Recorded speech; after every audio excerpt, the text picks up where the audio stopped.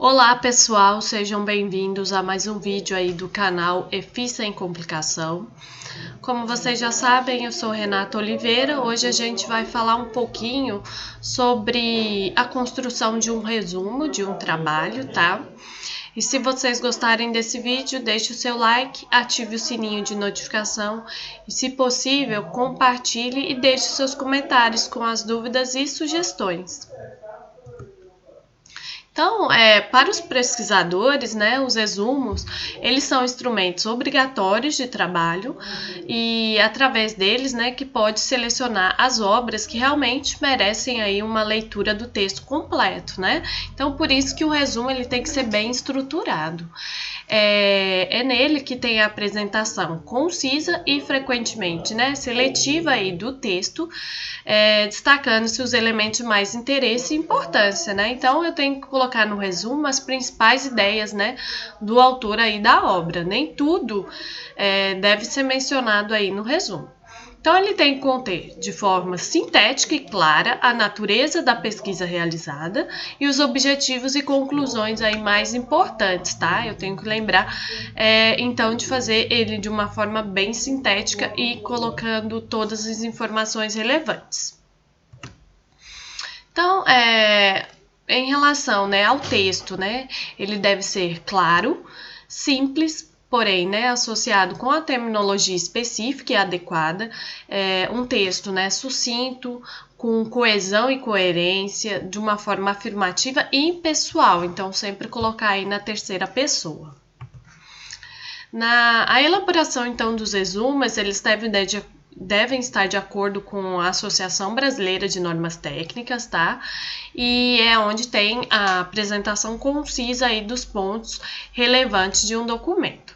Deve conter, né, uma breve introdução sobre o tema, então colocar aí de 3 a 4 linhas no máximo, né, de uma introdução. Os objetivos principais, na verdade, colocar o objetivo geral do seu trabalho, igual aquele objetivo que fica ao final da sua introdução. Colocar aí, né, a metodologia que foi utilizada de uma forma sintética, né, quantos participantes, qual tipo de estudo, os métodos utilizados e, se houver também espaço, né, de forma sintética, a análise estatística. Posteriormente, né, quando já tiver coletado os dados, colocar, né, uma síntese dos resultados obtidos, né, o que foi obtido para o leitor entender e a conclusão. Lembrando, né, que nessa conclusão ela deve estar respondendo, né, o seu objetivo.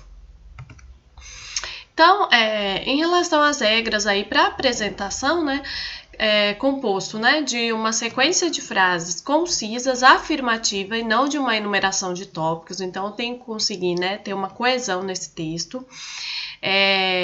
Recomenda-se, né, usar um parágrafo único, então ela fica num parágrafo único. Esse parágrafo ele tem que estar justificado, então eu não tenho que ter mais de um parágrafo, tá? Também não tem que ter o espaço, né, do parágrafo, aquele tab, então ele é encostado na margem. E a primeira frase aí, né, ela tem que explicar o tema principal do seu estudo, do seu documento, né, e a seguir indicar aí a categoria do trabalho, qual o tipo de estudo que ele é considerado, né. Lembra, então, de sempre usar o verbo na terceira pessoa do singular, né, nunca em primeira pessoa. Além disso, abaixo desse resumo eu tenho que ter algumas palavras-chave, né, de 3 a 5 palavras. Essas palavras elas devem estar aí separadas por ponto, tá? E devem ser representativas aí do conteúdo do seu trabalho. Então, deve-se evitar aí no resumo, né, os símbolos que não sejam de uso corrente.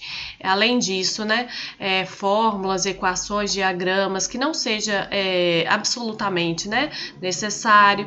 E quando você empregar elas, né, defini-los aí da primeira vez que aparece. Então, quando eu vou usar uma abreviação, eu tenho que definir ela a primeira vez e depois eu só uso abreviado. Em trabalhos, né, o resumo ele tem diferente número de palavras dependendo, né, do trabalho, né, Destaquei aqui para vocês, né, que artigo de periódico traz aí, né, entre 100 a 250 palavras. Então, a gente vai usar aí no nosso trabalho de conclusão de curso, né, quando tiver todo pronto com resultados e a conclusão, né, até 250 palavras, e no seminário 1, o projeto, né, até 150 palavras.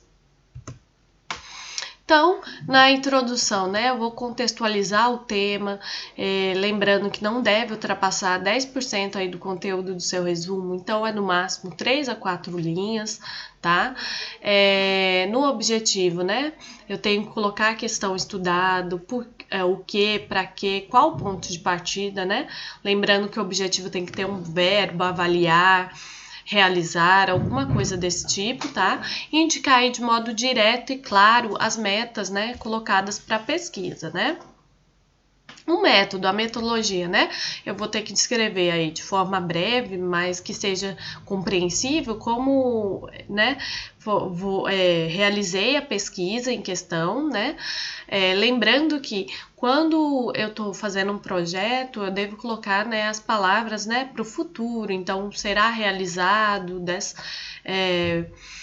será feito, porque depois que eu tiver feito tudo, aí realmente eu coloco no passado, foi realizado, foi feito, tá? O resultado e a conclusão, ele só vem, né, depois da coleta de dados. Então, neles, né, no resultado, eu tenho que apresentar sob a forma de números, principalmente, né, quando eu tiver aí comparação de resultados ou de grupos. Então, eu tenho um grupo, por exemplo, ativo, um grupo inativo, e selecionar as respostas que apresentam, então, relação direta aí com os objetivos que foram propostos, né? Então, nem tudo que você tem de dados você vai colocar aí no resumo, porque não cabe, né? A conclusão, né? Nela você tem que responder o objetivo proposto, tá?